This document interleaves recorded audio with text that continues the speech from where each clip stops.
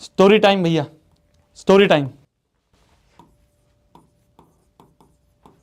मतलब ये स्टोरी कुछ ऐसा नहीं है कि मैं तुम्हें कुछ मजाक वाली स्टोरी बता रहा हूँ।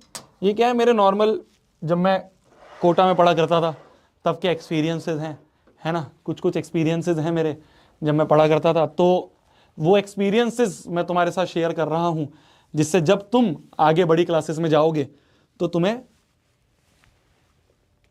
पहले से ही हर चीज पता हो, पहले से ही वो गलतियां पता हो जो मैक्सिमम बच्चे करते हैं, है ना। क्या बताया जाए फिर, क्या बताया जाए आज, क्या बताया जाए आज।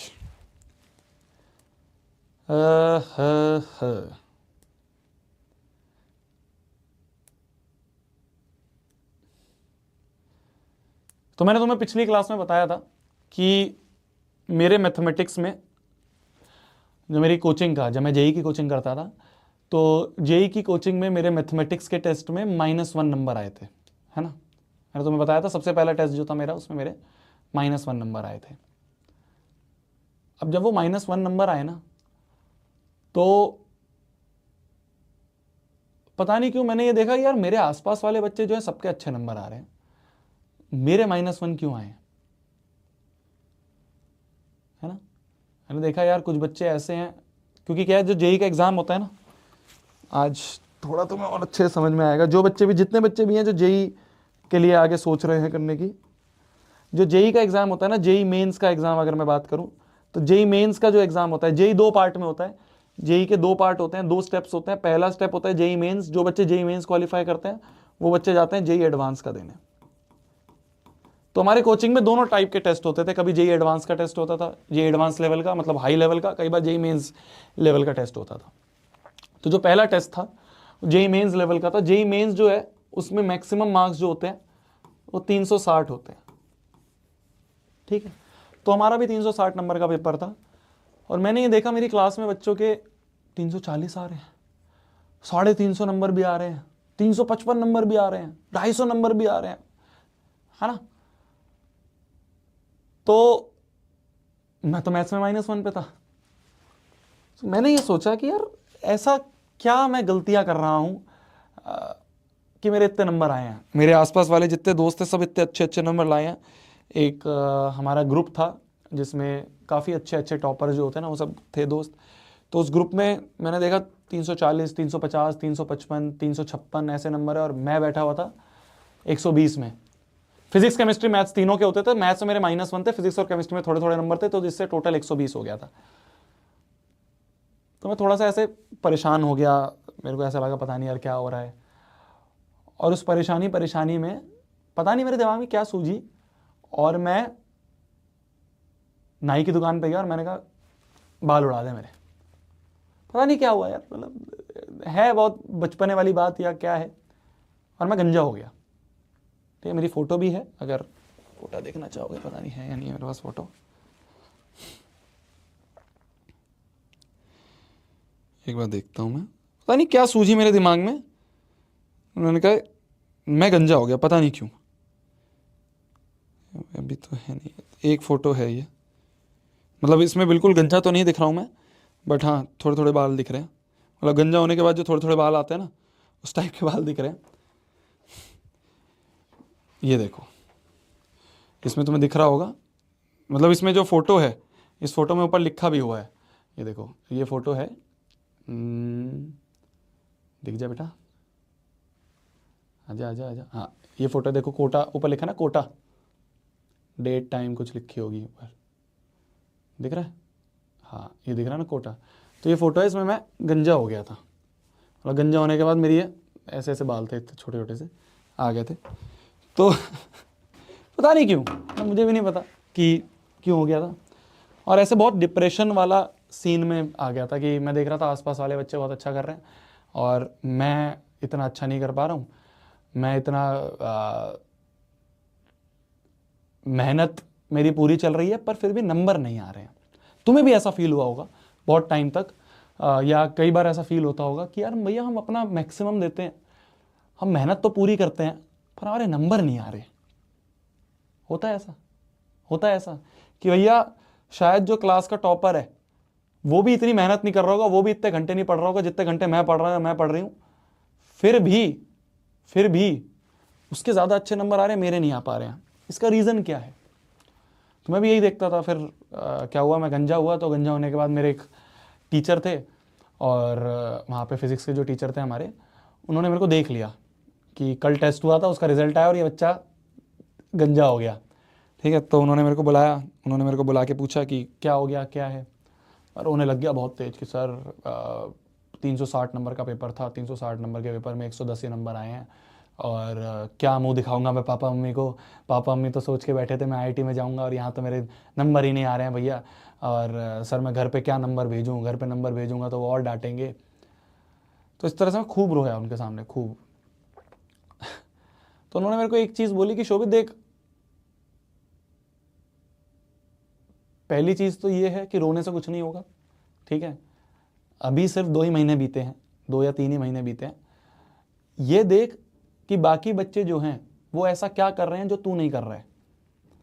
तो मैंने कहा सर मैं तो पूरी मेहनत कर रहा हूँ, मतलब मैं तो सुबह से शाम तक बस बैठा ही रहता हूँ, और कभी ये बुक कर रहा हूँ, कभी वो बुक कर रहा हूँ, ये कर रहा हूँ, वो कर रहा हूँ, पर सर मेरे नंबर ही नहीं आ रहे हैं।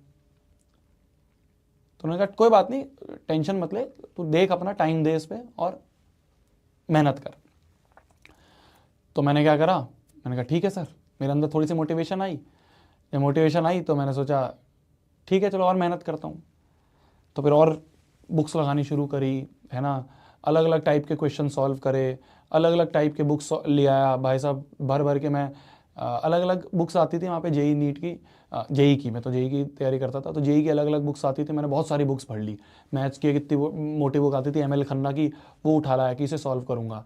फिजिक्स की एक बुक आती थी सिंगेज नाम की, इतनी मोटी बुक है फिजिक्स की, वो उठा लाया, वो सॉल्व करूँगा। एचसी वर्मा सॉल्व करूँगा, है ना। केमिस्ट्री की एक आती थी, ओपी टंडन नाम से आती थी केमिस्ट्री की, वो उठा लाया, इतनी मोटी बुक है, सॉल्व करूँगा। मतलब 10-12 हज़ार रुपये मैंने बुकों में खर्च कर दिए कि सारी बुक सॉल्व करूँगा। तो मैंने सारी बुक्स जितनी इतनी मेरे से सॉल्व होती थी उतनी उतनी मैंने सॉल्व करी। और फिर 2 महीने बाद मेरा टेस्ट था। 2 महीने बाद मैंने सोचा अब मैंने मेहनत करी है और अच्छे से, मतलब ऐसा सीन हो गया था कि शायद मैं 3-4 घंटे ही सो रहा था दिन में। मतलब मैं पागल हो गया था, मैं बिल्कुल एकदम तुम्हें ऑनेस्ट बताऊं, मैं पागल हो गया था। मैंने कहा कि मेहनत करनी है यार, ठीक है।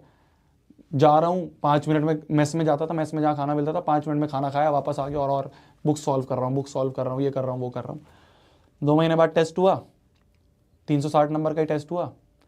360 में से नंबर आए मेरे 140। 20 नंबर बढ़ गए, है ना। फिर मैं और डिप्रेस्ड हो गया, कहा यार ये क्या हो गया यार, इतनी बुक सॉल्व करी, इतना कुछ करा, नंबर ही नहीं बढ़े। फिर मैं सर के पास गया, मैंने कहा सर अब तो इस बार तो देखो, मैं इतनी सारी बुक्स भी थी, इतनी सारी बुक्स भी सॉल्व करी, फिर भी नंबर नहीं आए सर। अब क्या करूं इससे ज़्यादा। मैंने बोला सर काफ़ी टॉपर्स ऐसे हैं जिन बच्चों के 360 में से 300, 300, 350 नंबर आ रहे हैं। उन बच्चों को मैं देखता हूँ वो खेलते भी हैं, है ना, वो आराम से 8-8, 9-9 घंटे की नींद भी ले रहे हैं। यहाँ मैं 4 घंटे की, 5 घंटे की नींद ले रहा हूँ, ऐसा कर रहा हूँ कि 2 घंटे सो रहा हूँ, 2 घंटे उठ रहा हूँ, 2 घंटे सो रहा हूँ, 2 घंटे उठ रहा हूँ, फिर भी सर मेरे नंबर नहीं आ रहे हैं। वो लोग तो सर सिर्फ 3-4 घंटे पढ़ते होंगे दिन में, मेरे दिन में अगर 24 घंटे में से मैं अगर 18 घंटे उठा हुआ हूँ, तो 18 घंटे में से मैं 17 घंटे पढ़ ही रहा हूँ। मैं तो, मतलब तुम मानोगे नहीं, विश्वास नहीं करोगे। विश्वास नहीं, चैट पब्लिक कर दूं, तुम विश्वास नहीं करोगे। मैं अगर मैं कमोड पे भी बैठा होता था ना, तो मैं कमोड में भी बुक लेके बैठता था कि इस टाइम को भी वेस्ट नहीं करूंगा और पढ़ूंगा। तो सर इस बार तो आप देखो इतनी मेहनत करिए सर, जब भी नहीं हो रहा है। तो फिजिक्स वाले सर ने कहा मेहनत तू कर रहा है, पर मेहनत तू सही डायरेक्शन में नहीं कर रहा है। मैंने कहा यार देखो ये जो तुम ज्ञानी बातें करते हो ना सर, ये नहीं समझ में आ रही है, और ठीक है देखा जाएगा जो होगा, और मैं तो ऐसे ही करते रहूँगा, तो ऐसे ही मेहनत करते रहूँगा। आगे कुछ महीने और 1-2 महीने और बीते, मैं इसी तरह से मेहनत करता रहा कि यार बुक सॉल्व कर रहा हूँ, बुक सॉल्व कर रहा हूँ। फिर अगला टेस्ट हुआ, अगले टेस्ट के बाद मैं फिर वही 120, 130, 140 की रेंज में रहा। फिर मैं एक और टीचर के पास गया जो हमारे केमिस्ट्री के टीचर थे। उनके पास जब मैं गया तो मैंने उनके सामने भी यही बोला कि सर बहुत मेहनत कर रहा हूँ सर, मेहनत करने के बाद भी रिजल्ट नहीं मिल रहा है, क्या करा जाए, क्या करा जाए। तो उन्होंने मेरे को ये बताया सेम आंसर कि राइट डायरेक्शन में नहीं कर रहा है, गधे की तरह मजदूरी तो कर रहा है पर राइट डायरेक्शन में नहीं कर रहा है। मैंने कहा सर वो राइट डायरेक्शन क्या है वो बता दो आप। तो उसने कहा तूने बुक सॉल्व करी है बहुत सारी। मैंने कहा हाँ जी करी है सर। कह रहे उन बुक्स में से कौन सी ऐसी बुक है जिसका एक एक क्वेश्चन तूने फाइनल आंसर तक निकाला है। मैंने कहा सर मतलब। उन्होंने कहा मतलब जो भी बुक्स तू सॉल्व कर रहा है क्या उन बुक्स को तू सीरियसली सॉल्व कर रहा है या सिर्फ इसलिए कर रहा है कि बहुत सारे नंबर ऑफ क्वेश्चंस कर लेता हूं, बहुत सारे नंबर ऑफ क्वेश्चंस कर लेता हूं। मैंने कहा सर, वो कह रहे बता अगर कोई क्वेश्चन में डाउट होता है तो क्या करता है तू। मैंने कहा सर अगर कोई क्वेश्चन में डाउट आता है तो मैं तो उस पर सर्कल लगाता हूं और आगे बढ़ जाता हूं। तो सर ने पूछा फिर उस सर्कल का क्या होता है। मैंने कहा सर मतलब अगर टाइम मिलता है तो मैं किसी टीचर से डिस्कस कर लेता हूं या किसी टॉपर से डिस्कस कर लेता हूं, नहीं टाइम मिलता है तो वो छूट जाता है। कह रहे वहीं तो दिक्कत है, वहीं तो दिक्कत है। जो तेरे को क्वेश्चन आता है तू सिर्फ उसी टाइप के क्वेश्चन करे जा रहा है। जिस क्वेश्चन में तू अटक रहा है उस क्वेश्चन को तू इग्नोर करे जा रहा है, उस क्वेश्चन पे तू गोला लगा रहा है और गोला लगा के आगे बढ़ रहा है। जीवन भर ये गोला गोला ही रह जाएगा, तो कभी सॉल्व हो ही नहीं पाएगा। तो ये डिपेंड नहीं करता है कि आप कितने नंबर ऑफ क्वेश्चन सॉल्व कर रहे हो, ये डिपेंड करता है कि अगर आप 10 भी क्वेश्चन सॉल्व कर रहे हो ना तो उस 10 क्वेश्चन को फाइनल आंसर तक लेके आओ। हमारी आदत होती है कि डाउट आ रहा है, ठीक है यार उस पर गोला लगाया और गोला लगा के हम अपने आप को सेटिस्फाई कर देते हैं कि वाह यार मैंने तो अटेम्प्ट करा था, मेरे से हो नहीं पाया, मैंने गोला लगा दिया। अरे वो गोला गोला ही रह जाएगा, फिर बाद में तेरे पास सेम टाइप का क्वेश्चन आएगा, फिर तू उसमें अटकेगा, फिर तू उस पर गोला लगाएगा, फिर 5 महीने बाद वापस वो क्वेश्चन आएगा, फिर तू उस पर गोला लगाएगा, फिर आगे बढ़ जाएगा और शायद वही गोले वाला क्वेश्चन तेरे एग्जाम में आ जाएगा। फिर तू कहेगा ये तो डाउट था, बस फिर तो गया। समझे मेरी बात को, समझे मेरी बात को। तो डिपेंड ये नहीं करता है कि तुम कितनी क्वांटिटी ऑफ क्वेश्चंस कर रहे हो, डिपेंड ये करता है कि तुम जितने भी कर रहे हो क्या उसको सही से कर रहे हो। मेरे को सर ने बोला तेरे को कोचिंग वालों ने मॉड्यूल दी है, तू उस मॉड्यूल को सॉल्व करता है। मैंने कहा सर मॉड्यूल कौन सॉल्व करेगा, मैंने तो सर सिंगेज ले रखी है, मैंने तो सर ओपी टंडन ले रखी है, मैंने तो सर एमएल खन्ना ले रखी है, मैंने तो सर आर डी शर्मा ले रखी है, मैंने तो सर एचसी वर्मा ले रखी है, मैं तो वो सॉल्व करता हूँ। मॉड्यूल क्या सॉल्व करना सर मॉड्यूल। तो सर ने बताया जो मॉड्यूल तेरे को दी हुई है ना कोचिंग में, ये इन सारी बुक्स को स्टडी करने के बाद जो बेस्ट क्वेश्चंस हैं उनको एक जगह एकाग्रित करके मॉड्यूल दे रखा है।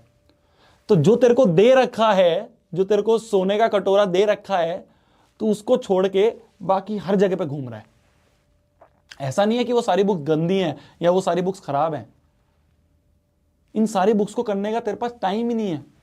इनमें से जो इंपॉर्टेंट क्वेश्चन तेरे को करने हैं वो सारे इंपॉर्टेंट क्वेश्चंस कोचिंग वालों ने टाइम लगा के उस मॉड्यूल में डाले हैं, तो सिर्फ उसको कर, सिर्फ उसको कर।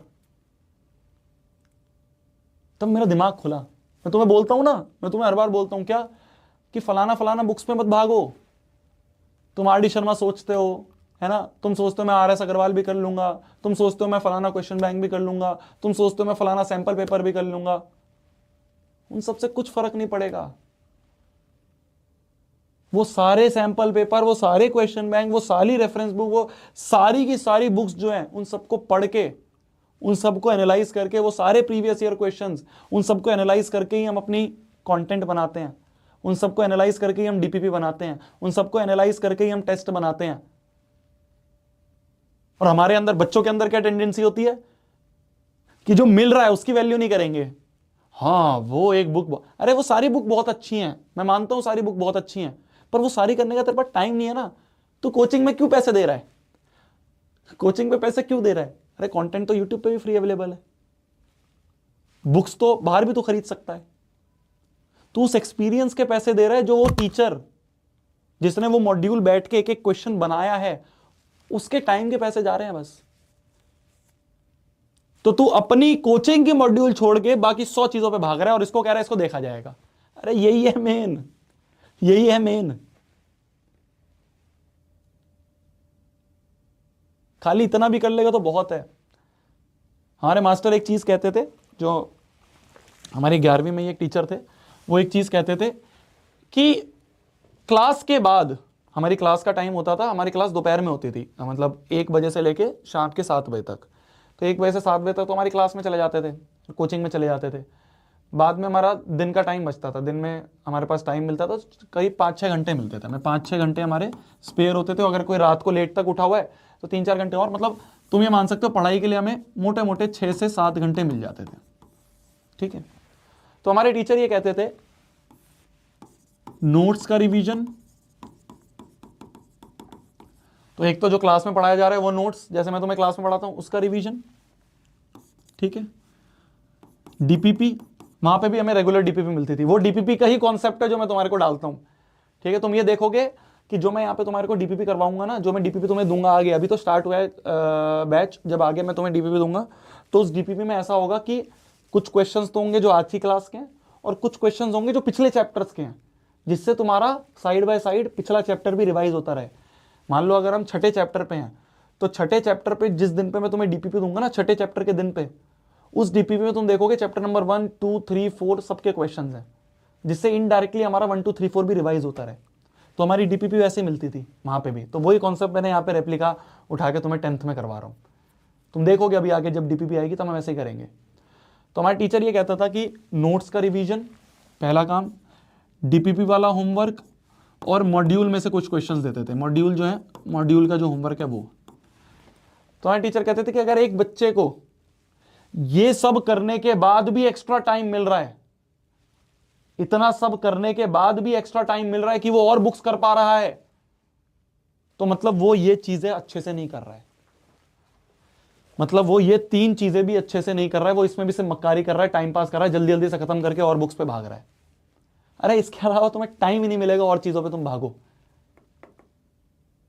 इसी में पूरा दिन निकल जाएगा, इसी में यही यही इतनी एक्सटेंसिव, इतनी इंपॉर्टेंट है, इतनी ज्यादा टफ है जो डीपीपी के क्वेश्चन है या जो मॉड्यूल के क्वेश्चन है।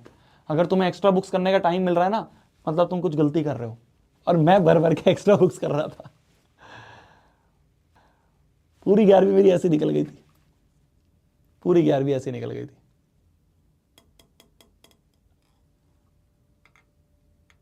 पूरी 11वीं में इधर भागता रहा, कभी वो बुक कर लो, ये बुक कर लो, ये बुक कर लो।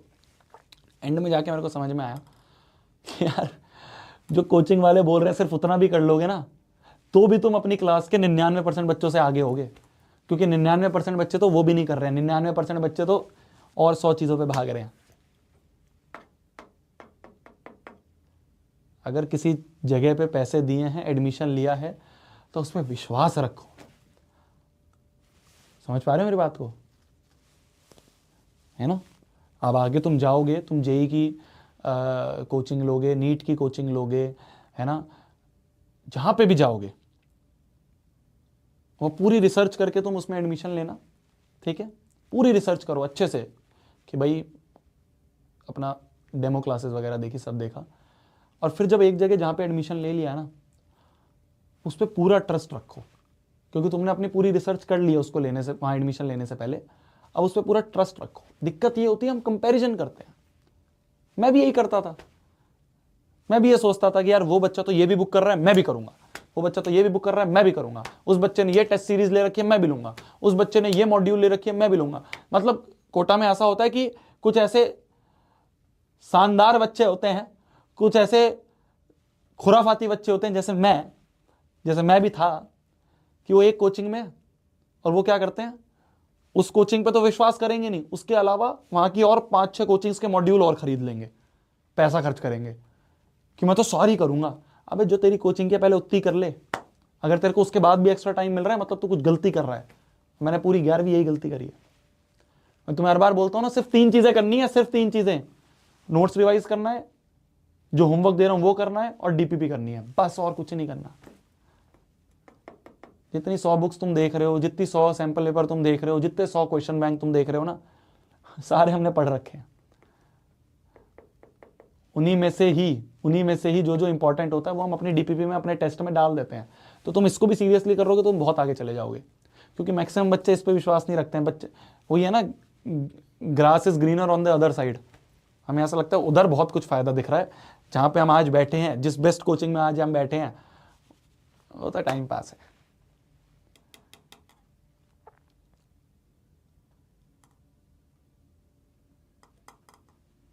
बहुत सारी चीज़ें यार ऐसी, मतलब बहुत सारे किस्से हैं ऐसे, बहुत सारे, मतलब मेरी फेलियर स्टोरीज हैं और कुछ नहीं है। बट कहा यह जाता है कि इस बात को ध्यान से समझना, एक फेलियर जितना तुम्हें सिखा देगा ना, एक फेलियर बंदा जितना तुम्हें सिखा देगा, उतना तुम्हें टॉपर नहीं सिखा पाएगा। क्योंकि टॉपर तो टॉप करने के तरीके ढूंढ रहा है ना, टॉपर को पास तो टॉप करने के तरीके हैं। जहाँ डिस्ट्रैक्शंस होती हैं, जहाँ गलतियाँ होती हैं, वो सिर्फ फेलियर्स को पता होता है ना, वो सिर्फ फेलियर्स को पता होता है। एस्पिरेंट्स देखी थी ना तुमने, एस्पिरेंट्स में वो थे संदीप भैया, है ना, वो उसको कैसे गाइड कर देते हैं अच्छे से। क्यों? क्योंकि उनको पता है गलतियां कहाँ करते हैं बच्चे, उनको पता है गलतियां कहाँ होती हैं। टॉपर नहीं बता पाएगा गलतियां, फेलियर ज़्यादा अच्छे से बता पाएगा कि देख भाई यहाँ गड्ढे हैं, इन सारे गड्ढों से निकल जाइयो ना, बहुत दिक्कत आती है। ठीक है, आज के प्रवचन यही खत्म करते हैं। आज के प्रवचन यही खत्म करते हैं। मेरा गोल यही है यार, तुम टेंथ में तो तुम, अगर तुम सिर्फ नेक्स्ट टॉपर्स पे भरोसा कर रहे हो ना, तुम हम 4-5 लोगों 6 लोगों पे भरोसा कर रहे हो, अगर हमें फोकस कर रहे हो, 10th तो तुम निकाल दोगे बहुत आराम से।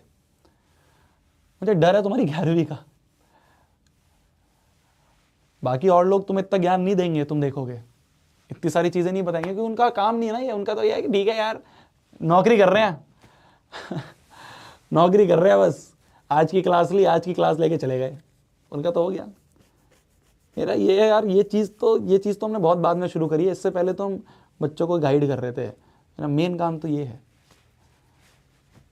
अगर मेरे सामने, मैं कह रहा हूँ ना, मेरे सामने अगर 100 बच्चा भी बैठा है तो मेरा ये गोल रहता है कि उस 100 बच्चे को ये दिखे, उस 100 बच्चे का ये फ़ायदा हो, कि उसको लगे कि हाँ यार, मैंने यहाँ पे अगर पैसा दिया है, एक्स अमाउंट दिया है, उसका कुछ फ़ायदा मिला, कुछ सीखा। मैं खाली किताबी चीज़ें नहीं सीखी, लाइफ के बारे में सीखे, आगे उसके बारे में चीज़ें सीखी। आज की स्टोरी टाइम यहीं तक है। ठीक है, अगली क्लास में और आगे के हम डिस्कशंस करेंगे और आगे की चीज़ें डिस्कस करेंगे। ठीक है, पॉलिनोमियल्स आज खत्म होना चाहिए था, बट कोई बात, कर लेंगे, टाइम है अपने पास। 17 फरवरी तक का टाइम है यार, 17 फरवरी तक हमें साथ में रहना है। 17 फरवरी पता है ना, 17 फरवरी या भूल गए? एग्ज़ाम है तुम्हारा, है ना, मैथ्स का बोर्ड है। ठीक है जी, गुड नाइट, टेक केयर। खाना खा लो आप भी, मैं भी खाना खा लेता हूँ। मिलते हैं अगली क्लास में। फ्राइडे को आपकी क्लास है, फ्राइडे को अपन क्लास में बैठेंगे, बातचीत करेंगे। ये तो हो जाएगा यार, कुछ नहीं है, 10th कुछ नहीं है। जितना करवा रहा हूँ उतने पे भरोसा रखो बस। तुम्हें लगेगा बीच बीच में क्या भैया आसान क्वेश्चन करवा रहे हो, अरे वही आसान पूछते हैं तो वो करवा रहा हूँ। जब उस टॉपिक से मुश्किल पूछते ही नहीं है तो मैं क्यों तुम्हें उसमें मुश्किल करवाऊँ।